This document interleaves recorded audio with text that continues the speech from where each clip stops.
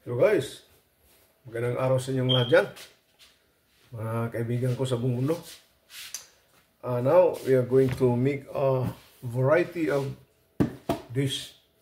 Maggagawa tayo ng iba-ibang klaseng pag luto. Itong mga gamit ko, itong mga sanggap, katulad ng chicken, katulad ng beef, this pre-cook this one. Pero itong chicken is half cooked. The beef, dinurog ko lang to, dinurog. I'm just smash this one.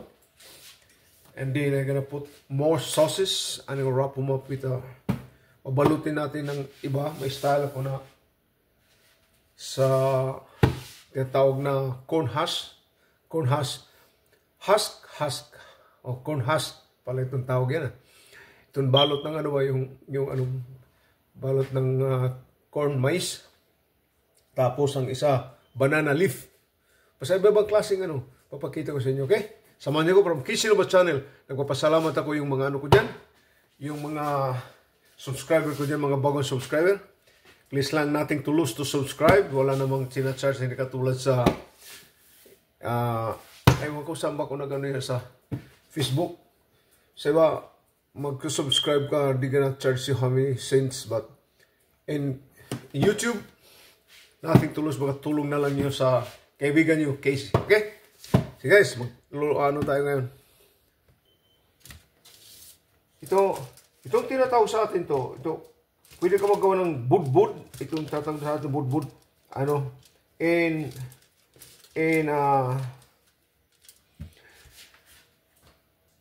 In Latin, they called tamale. Tamales. This is to make this on. This is Mexican tradition. Tamale. This is mostly popular. But in our place in Philippines, they call budbud. Okay, so guys, this one is pre-cooked. This one, I make this on that. Chicken and the corn. The chicken, I boil the chicken. And then I shred it. Hinulay-hulay ko. Katapos ilalagay natin dito. Minix ko ng corn. Corn. So guys, lalagay natin ganito. Okay? Ganito paglagay natin ha. Ganito lang. Katapos yan ang style guys, okay? Yan ang style. Babalutin natin ng igaganyan natin.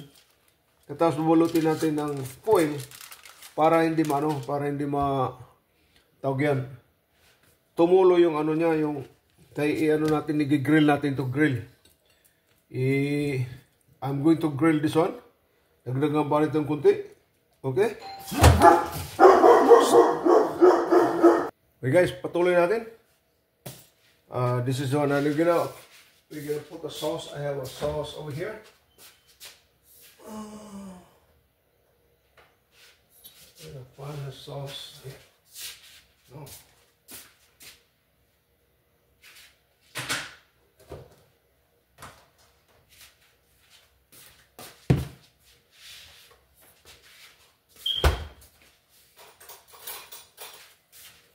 Okay, I have a spicy sauce.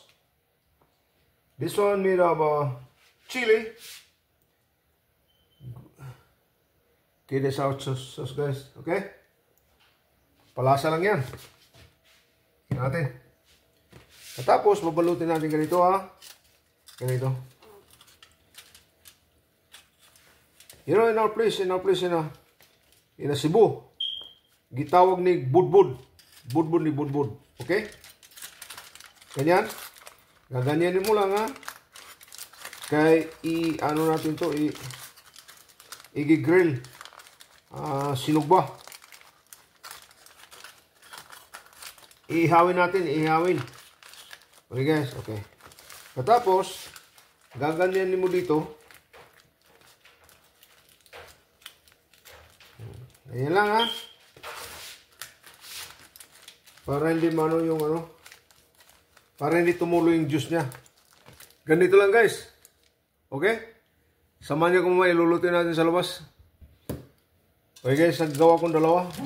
I just make two. Gonna do like this guys ha. This guys. Like that. Wala kong nakita. I just come out this one to my mind. Naggagawa ko ng, this is one of new discovery of the way of cooking. This is authentic style niya sa mga lugar na mga malayo sa mga city. Ang ginagamit nila ito katapos ang ginagamit nila sagi yung banana leaf, but mayroon ako mamaya tayong banana leaf din. Okay, ganito lang guys ha. Ganito lang ha. Ganito. Yan mo ito. Iluluto natin sa ano. Okay, samahan niyo ko maya. Okay, samahan niyo ako. Ito na ano natin gagawin. In our place they call it a budbud. In Latin they call tamale. Tamale style. But this one is different way. Because I wrap them up with foil para hindi tutulo yung ano niya. Yung sauce niya. Kaya linagyan ko ng sauce sa ibabaw. Mainit. Okay, guys, balikan natin mamaya. Pwede, okay. Kung mag-ihaw kayo. Pwede rin ito ilagay sa inyo kung wala naman kung charcoal dito. Sana ako ng charcoal. Pero ito na lang ginawa ko, ganito na lang. Pares lang ito na sistema. Ang inana ko, nilagay ko ng foil. Marami mabibili ng foil dyan sa atin, sa Pilipinas. Maski saan ka na sa buong mundo, pagkano ka ng foil. Masarap yung hindi direct to the foil para naman para ang flavor niya, ang aroma niya parang ng balot ng coconut. Okay? Huwag kalimutan guys. Don't forget to like, share, and subscribe. Nothing to lose to subscribe. Just parang tulong lang sa akin. Just a little bit help from me. Okay guys. Balikan natin maya. Okay guys. Kung magawa ka nito, ang kaninang pinakita ko sa inyo, you have to sell good. Pagkay mo yung para hindi lumabas yung niya. Medyo maluto siya. Ang chicken nito, hindi masyado durog. Binuil ko to pre-cook. Katapos hinalo ko ng yung coconut. Sorry. Yung mais, corn. Lagyan ko ng salt, pepper, everything para pagpalasa. Lagyan ko pa ng tawag ko na chicken base, ground garlic.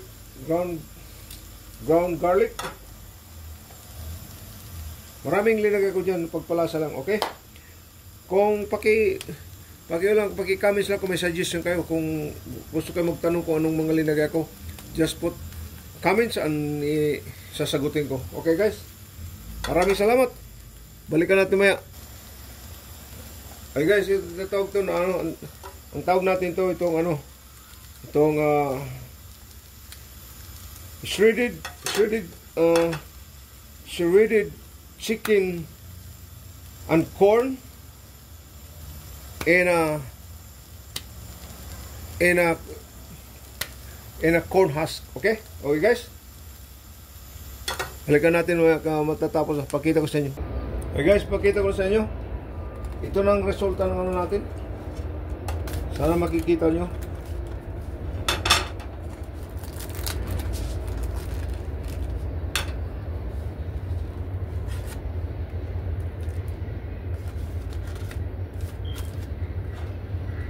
It's unique this one guys. Authentic style.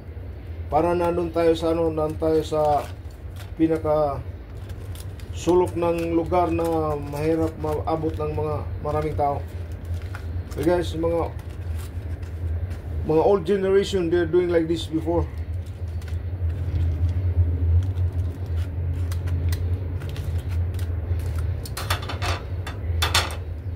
Guys, ito na guys. Itong natin. Itong finished product natin. Coconut, sorry. I'm so excited only. Para medyo excited lang ako. Ano ito? Itong manok. Is shredded chicken. Shredded chicken with corn and a corn husk. Okay guys, ganito lang pag ano. Masarap ito, masarap. Guarantee. Guarantee guys, masarap. Nakita nyo? Tingnan natin. Okay guys, maraming salamat yung pagsusubaybay nyo sa akin, yung mga pagluluto ko. Huwag nyo kalimutan pag-subscribe ng ano ko. Subscribe, like, and nothing to lose to subscribe guys. Just a little help for me. Okay guys, ito na ano natin, product natin. Kaya mahirap yung walang walang cameraman. Ito guys. Okay? Masarap ito, masarap. Masarap talaga. Kita nyo na. Yung mga iba-ibang nationality, lalo na sa Latin area, Latin country, itong ano natin. Pero hindi lang to ginagawa rin to sa mga Southeast Asia, yung ano nila. Ito ginagawa ko I'm supposed to put this in a charcoal. Charcoal. Wala naman akong ano dito. I just put directly to the burner, gas burner. Ito na lang natin. Ang purpose nito, kung sa lugar na wala tayong access ng ganito, yung foil, pwede natin balutin lang daw ng saging o conforme yung diyan na hindi tutulo lang yung niya. Tapos pwede mo na ihawin. Pero maraming mga may mga access tayo sa mga department store, makakabili ka ng foil.